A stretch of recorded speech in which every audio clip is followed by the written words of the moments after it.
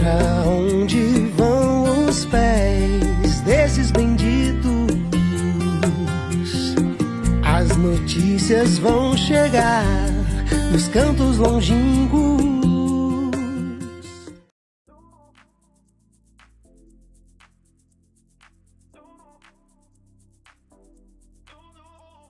Olha, nós estamos aqui com o pastor Pablo e Ana Rosa, e o nome dela não é Ana Rosa, é o nome brasileiro, não é? Sim. É, porque eles vão contar agora de onde eles são, né?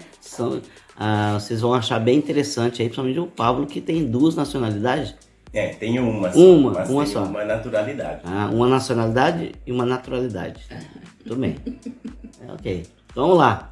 Então, eu sou Ana Rosa, mas meu nome correto seria Anne Rose. Eu sou da Alemanha, perto de Stuttgart, nasci perto de Stuttgart. E desde 93 estamos aqui no Brasil. Muito bem, então vocês já conheceram um pouquinho da Ana Rosa, né? Como é que é? De Neubulach, mas é perto de Stuttgart. Certo. Onde E o seu nome em alemão? Anne Rose. Anne Rose. Anne Rose. Anne Rose. Meu nome Tudo solteiro junto, é né? Hartmann, né? Sim, tudo junto. Anne Rose, Hartmann. Caroline Hartmann. Hartmann. Agora Cabo de Vila Vidal. Cabo de Vila Vidal, graças Isso. a Deus. Pablo Cabo de Vila Vidal. Isso não é alemão. Não, pois é. Isso é espanhol. Sou espanhol de nacionalidade, nasci na Alemanha também, perto da Ana Rosa. Eu nasci na cidade vizinha da Ana Rosa, mas a gente não sabia, né? Em Sindelfingen, na Alemanha, que é a cidade onde a Mercedes-Benz faz os carros. Olha. Na época fazia só a produção lá. E você não ganhou nenhum. Nenhum. Mas meu pai andava com... Uma Mercedes-Benz. Trabalhava lá. Ele é espanhol, meus pais são espanhóis. E por lei na Europa é assim, o sangue define a sua nacionalidade. Então, quem é nascido na Alemanha ainda permanece espanhol. Eu sou nascido natural da Alemanha, mas a minha nacionalidade é espanhola. Pelos pais, pelo sangue dos pais. Isso eu nunca tentei mudar. Pode se mudar sempre, né?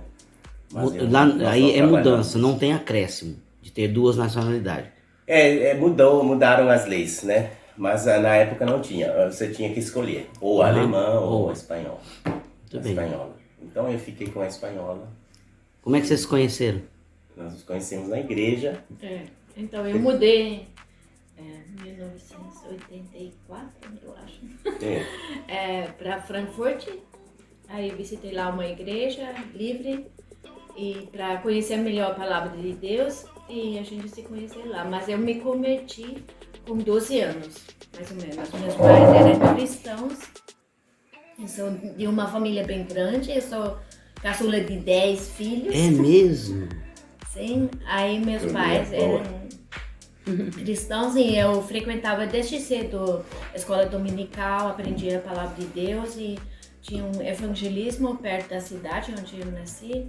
E eu sabia que tinha que me converter, aceitar Jesus. Aí minha irmã me perguntou se eu já tinha feito esse passo. Aí eu falei, não, eu tinha vergonha de ir pra frente, porque às vezes o pregador chama pra ir pra frente, pra se converter. Eu falei, era nova ainda, também tinha vergonha. Eu falei, mas você pode fazer sozinha também no seu quarto. Aí eu fiz. Porque eu reconheci, né, sempre ouvindo a palavra, sabia que era um pecador perdido, e aí eu orei para receber Jesus como meu Senhor e Salvador. Só eu não falava para ninguém. Aí eu mudei visitava várias vezes essa igreja em Frankfurt. Por causa da sua irmã? Sim, minha irmã me convidava. Aí eu percebi que tinha pessoas que foram pra rua para evangelizar, conversar com as pessoas, e eu não falava para ninguém. Era adolescente naquela época. Todo adolescente sofre com isso, né? Então, eu na escola não falava pra ninguém. Aí eu percebi, mas olha, eu sou cristã e não falo pra ninguém. Aí eu falei pro Senhor Jesus, eu quero agora também te seguir, quero falar pros outros. Aí eu, tomei mais uma decisão de seguir a Jesus. Aí depois eu comecei a falar na escola, voltei pra casa, falei pra escola. A gente tinha um professor, acho que estou falando demais. Não. Tinha um professor que cutucava quem era cristão. Isso é um bom testemunho para os jovens, viu? Então, aí o professor sempre cutucava, que tem pessoas que acreditam na Bíblia. Aí eu falei que eu acredito na Bíblia. E aí ele pediu para me ler o Gênesis, né? A criação, né? Eu falava que acreditava que Jesus ou que Deus fez tudo, né? Aí depois descobrimos que tinha mais 7 cristãos na minha sala. Também ninguém falava nada. Aí depois criamos um grupo para reunir, para orar. E foi muito bom esse tempo. Para mim também, porque eu me dediquei, eu falei para os outros que eu sou um cristão e Deus abençoou. E ganhava mais amigos e a minha amiga também se converteu nesse tempo. Aí depois da escola eu fui também para Frankfurt, nessa igreja, onde eu também conheci o Papa. Vocês tinham quantos anos quando se conheceram? Com 18. 18. Eu já tinha 18, eu tenho 2 a menos. Então me converti com 16 na igreja dela. Mas estava indo para os 17 anos. E a região da Ana Rosa é maravilhosa. Eu morava na região de Frankfurt, são 200 e um pouquinho de quilômetros de distância, mas é uma distância, um precipício enorme de espiritual. Porque a igreja luterana, na maior parte da Alemanha, está morta, infelizmente. A gente não fala com prazer, mas eles praticam yoga, praticam coisas que não tem nada a ver, muita política, não tem nada a ver com o evangelho. E eu era católico, mas andava com os evangélicos a maior parte do tempo, mas nenhum deles era convertido. Era um grupo de jovens, era social. E não ouvi o evangelho durante muitos anos, que tinha amigos... Eram crentes nominais, né? Luteranos. Fazia música e tal, mas... E a região da Ana Rosa, essa região toda, onde eu nasci, que a gente mudou muito, né? Meu pai mudava muito, a gente foi também até na Espanha, então a gente rodava muito. Vida de cigano quase, né? E aí, na região da Alemanha, da Ana Rosa, as pessoas oravam a Deus. E eu conheci provavelmente minha parteira, depois de muitos anos. Ela trabalhava naquele hospital e ela me disse, eu orava por cada criança. E eu falei meu ano, data de nascimento, e ela era da igreja em Frankfurt, onde a gente converteu. Ela fez assim, eu orei por você, eu orei por você. Que bênção, hein? E muitas pessoas oravam lá, e o testemunho para mim era a simpatia de ver uma pessoa que amava de verdade. E tinha muitas pessoas lá naquela região que amavam de verdade, falavam alguma coisa de Jesus que eu não podia ainda encaixar. Mas minha irmã se converteu depois que a gente mudou. Foi na Espanha que minha irmã se converteu com uma pessoa da região, dessa região lá da Alemanha, uma luterana, enfim. Aí minha irmã foi, porque meu pai era ateu, muito inimigo do evangelho, ela apanhou mesmo, foi proibida de ler a Bíblia e eu não fiquei sabendo de mais nada. Ela foi para o mundão e depois de muitos anos ela voltou a Jesus e o testemunho dela me tocou. E eu estava mergulhado no mundo da música, queria ser um rockstar, né? Queria ser um baterista muito bom. E esse era o meu mundo. Aí ela apareceu com Jesus. Me mostrou a Bíblia, me mostrou o Salmo 22. Para mim, a Bíblia não podia ser passada de um livro de histórias bonitas. De repente eu vi que era verdade, que havia profecias únicas dentro sobre Jesus Cristo. Nunca tinha nada contra Jesus, até respeitava mesmo. E então eu vi que a Bíblia é a palavra de Deus. E demorou poucos meses, um amigo meu faleceu.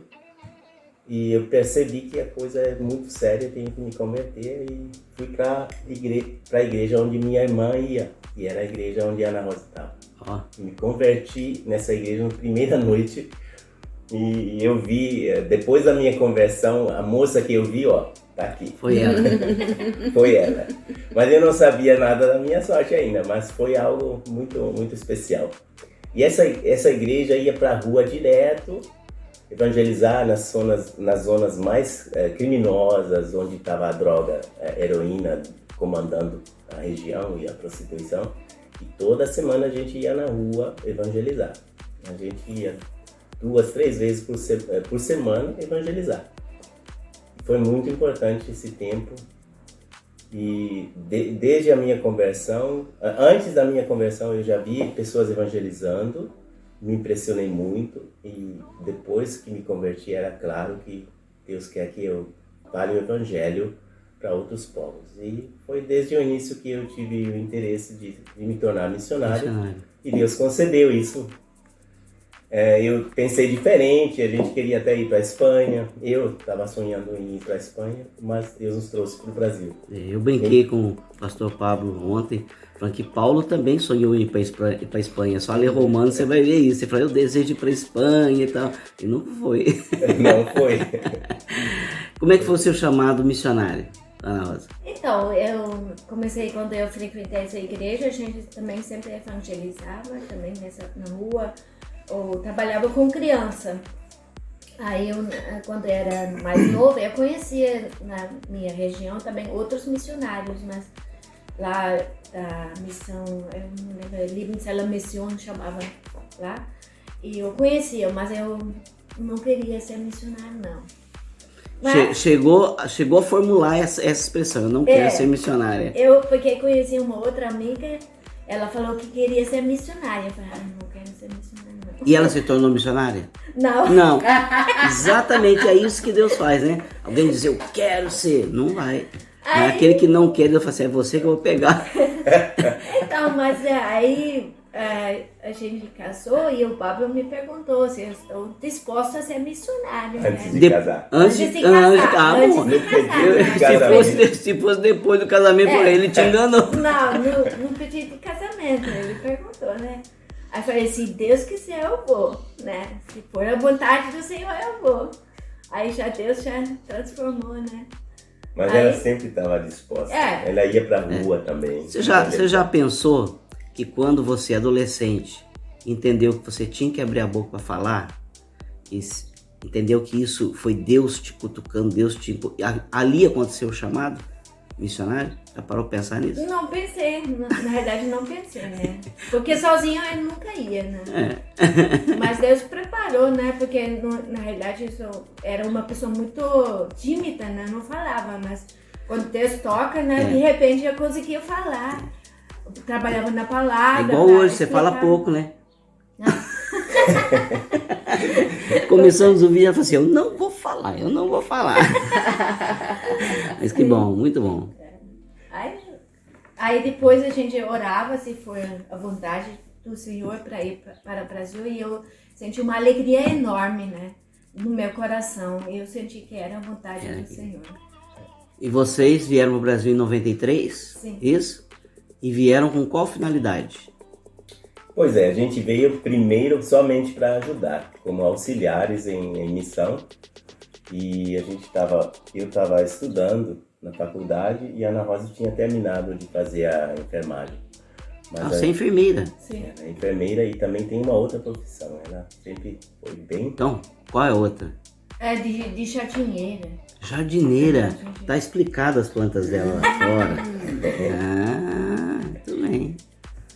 Aí você formou em quê, Pablo? Eu fiz um desenhista técnico e uma profissão que nem sei traduzir. É um técnico junto com esse desenhista técnico. E depois eu queria estudar mecânica, engenharia mecânica. Meu pai fez isso, né? Mas eu não terminei. Eu vim para o Brasil, tranquei a matrícula para vir para cá. Fez quanto tempo de engenharia mecânica? Metade. Pois é, eu teria sido um péssimo engenheiro, eu acho, né? Não era minha praia. Que Deus estava planejando, né? Mas a gente fez, né? O que começa, a gente aprendeu. O que começa, a gente termina, né?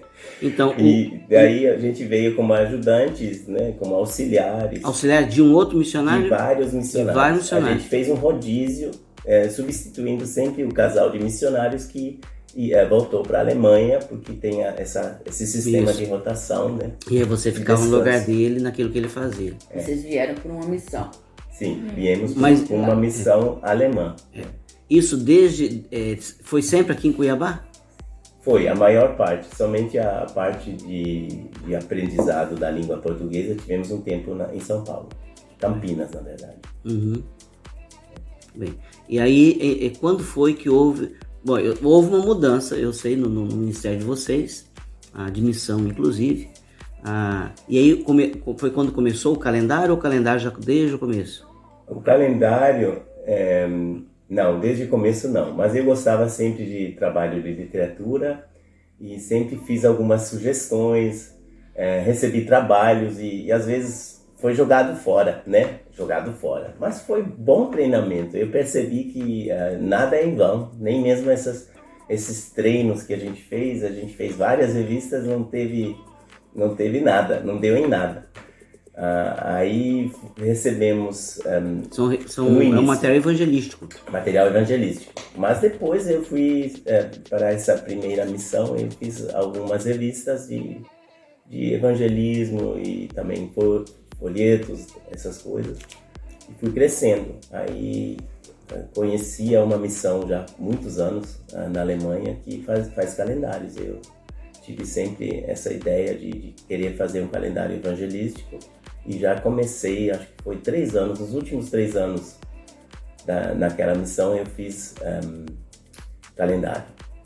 Mas aí foi poucos que a gente produziu. Como é que é o nome do calendário mesmo? Não tem nome, Não tem né? nome. É um calendário que O ministério chama Água mesmo? Viva. agora Viva. chama Água Viva, né? Na época eu estive na Missão Evangélica Luz da Vida, né? A gente tinha um CNPJ brasileiro, mas a missão foi um apoio da Alemanha e de diversas igrejas, e da Suíça. Hoje você tem uma tiragem de quantos calendários? 80 mil. 80 mil no ano. por ano. Por ano. Estamos lutando para conseguirmos os 80 esse ano.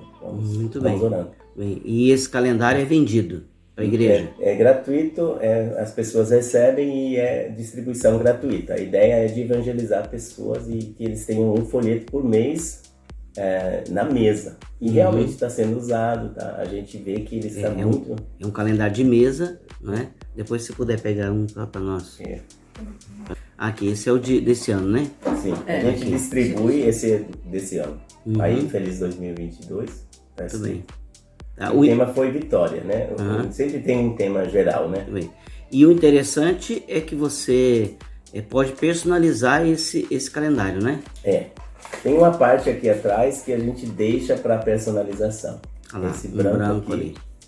Quer dizer, se a pessoa encomendar com antecedência, ele recebe já personalizado na gráfica. Exatamente. Esse espaço dá para fazer antecipadamente com a gráfica. Mas se ele não fez com antecedência, ele recebe o calendário assim, em branco. Ele pode bater o carimbo dele, da igreja, pode colocar a etiqueta, o adesivo, né? Muito que bem. É melhor.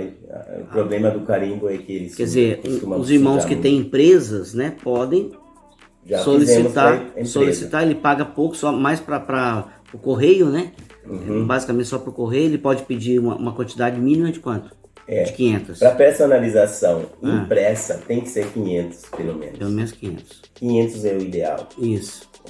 Para fazer a chapa, aí faz a chapa, o custo da chapa é R$150. Isso. Ok, então vai aparecer aqui no vídeo, deve estar aparecendo por aí agora, um lugar onde vai estar o contato do pastor Pablo, para você poder entrar em contato com ele e solicitar o seu calendário de 2023. Sim.